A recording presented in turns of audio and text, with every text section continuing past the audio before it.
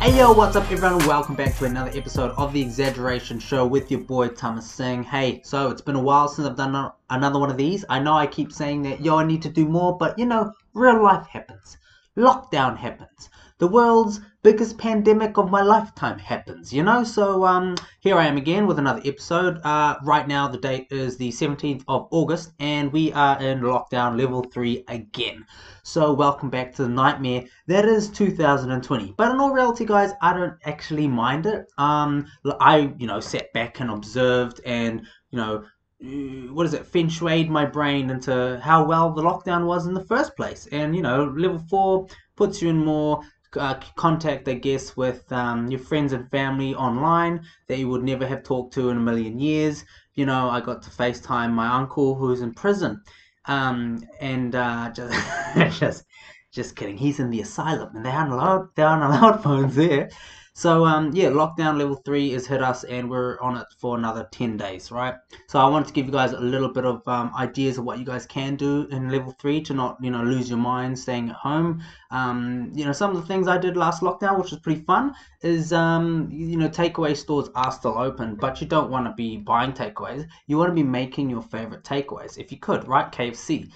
Google KFC recipe and go hard, go nuts. It's pretty fun to do that. McDonald's burgers, beef Wellington, chuck on Gordon Ramsay on YouTube and pick one of the videos that he does that makes your mouth water and go out, buy the ingredients and try and make it yourself.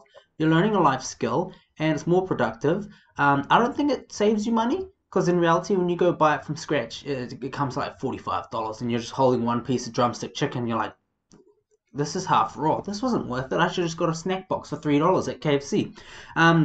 What else? I think reading and watch skill building stuff. That's another good thing, right? Because most people say they're gonna use this time productively. Look at you guys. You're sitting here watching YouTube. You're watching me, right? Is that productive? Hopefully.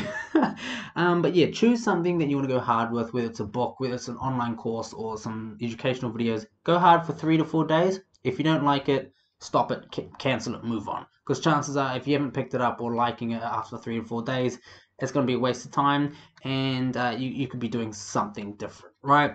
So those are just a few things that you guys can use and do in lockdown level 3. Level 4 was not going to happen. There's a lot of people online that's throwing their conspiracy theories like, yeah, lockdown level 4 is going to happen.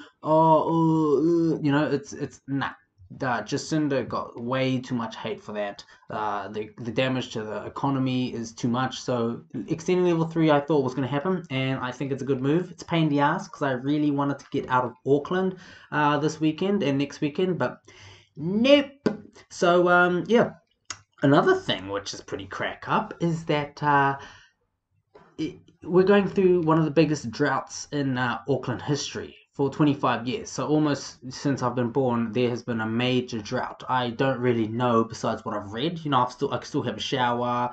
I can still, make my cup of tea and stuff like that. But apparently, it's really bad. And the funny thing is, the CEO of Watercare Auckland Council, I think, he just resigned. And guess what his salary was? $775,000 a year. Bro, what are you doing? Who needs to be paid that much money that works in the water business? Obviously, it's the most important thing to humans besides oxygen, right? But he's the most highest paid council CEO of all council organizations in the country. Bro, this dude's just like, yep, I'm gone, see ya, and just leaves after 6 years. And he said, oh, I'm looking for new career paths on the horizon. Nah, bro, you're getting crucified right now because you get paid $775. What do you do all day? Like, I don't know. Like, you come to work, you're like, hey, Bob, how's it going? Yeah, good. I went to work on the weekend. Like, so you sit down on your desk, you're like, water dude. I'm the water dude, 775K. How's the dams? Oh, they're fucked, sir.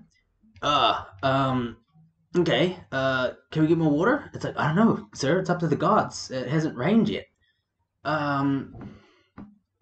Checks his bank account, he goes, I'm good. Like, bro, I just don't understand how, anyway, it's almost $1 million every year. And this is the other thing that people are buzzing over. This week, we were supposed to give away the biggest Powerball for Lotto in New Zealand's history. $50 million.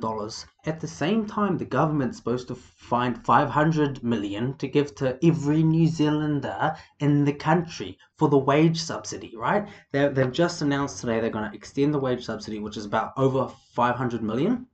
Bro, one family, one person could have won a tenth of that to themselves. It just comes to show how much money there is when everyone spends $20 or $25, like the amount of money they can get. So yeah, it's pretty ridiculous, right? I think they said something around about 2 million people bought tickets over the 7 day period. So 2 million times average, I'd say around $30 average, but that's 60 million.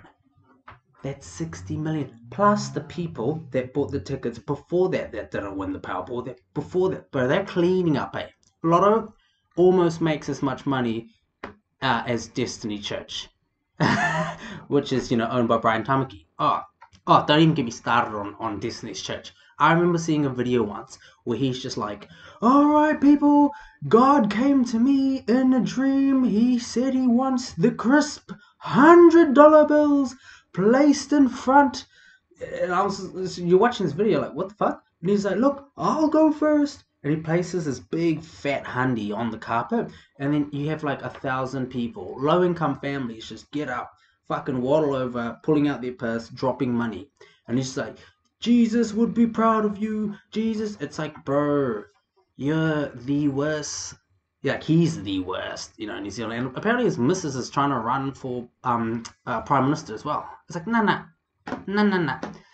Yes, there's some pretty fucked up things happening, but at the same time, New Zealand hasn't had any more new deaths, which is great. Australia, on the other end, is pretty bad. I think they had 25 deaths today or yesterday, which is their biggest ever. So that's not the good, okay? So yeah, and COVID, eh? If COVID right now, if someone asked me, do you think COVID exists? Obviously, what I've seen and read, I have to be like, yep. But directly, nah.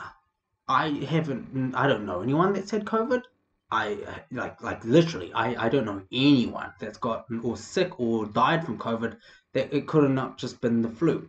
So these are the big conspiracies that's going around. Yeah, I'm gonna get into some other conspiracies probably on the next episode. Yeah, because that one's gonna be a fun one. I'm gonna wait and do it at like 11 at night, so I'm like, I'm in my conspiracy theory mind, and it's fun because when I go to bed, I'm still conspiracy theorying till like 3 or 4 in the morning, and I wake up and next to my girlfriend, she's like, "Good morning." I'm like, "Did you know who killed JFK? Huh? I know it was it." Yeah, it gets pretty gnarly in the mornings, but it's pretty good. It's pretty good. Yeah.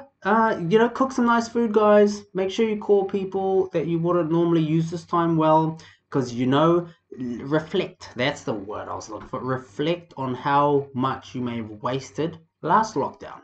Jack shit you did last lockdown. So, change that. Time is going to pass, so you might as well pick up a nice skill. And if you want general entertainment, and I haven't posted, go watch my boy Trump. That dude's still putting out the funniest shit online. Now, I remember one dude was like, yeah, Mr. President. Apparently this dude was going to every single, or like as much press conference as he could to ask this question, and it took him 4 years to finally get the opportunity, and he finally did. And it was so rocky question, the way he even presented it. He's like, "Sir, what does it feel like to have lied to every American?" That was the question. And Trump's like, "What?" He's like, "How does it feel to?" He's like, "Huh? To what? To lie? To who? To every American? Who? You?" Yeah, next question. Like, that's how that went. That was so vicious. It's like, it wasn't even like a, "Sir, how does it feel to have lied to every American?" Oh, nah, it was like broken down because Trump didn't hear it. It was like terrible communication. So it was really awkward to watch. And the dude waited 4 years, didn't even get an answer. So that's 2020 for you. That's pretty much the end of the episode, guys. Just a quick, nice one. Obviously, because I'm locked down, I might do these a lot more. Actually, might do a lot more. So drop down in the comments what you guys actually want to talk about or have me talk about, and I'll pull the comments out because I love talking shit. And let me just pull up one of the good comments from as a shout out to one of the fans. What do you say? Uh, some people's names are so hilarious. 50 subs before 2020 ends. I just want to say OCE underscore pumped. Bro, why is he so underrated? Thanks very much, man. Cheers for watching. Drop another comment down below, guys, what you want me to talk about. If you'd like to follow me on my Instagram, @Tama Singh.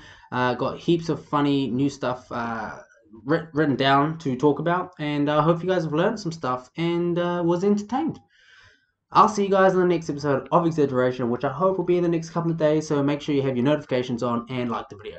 Okay, time for me to go chuck on some Gordon Ramsay Southern Indian versions. I want to see him cook up like a wild goat or a domestic goat. Either one, I like goat. All right, see ya.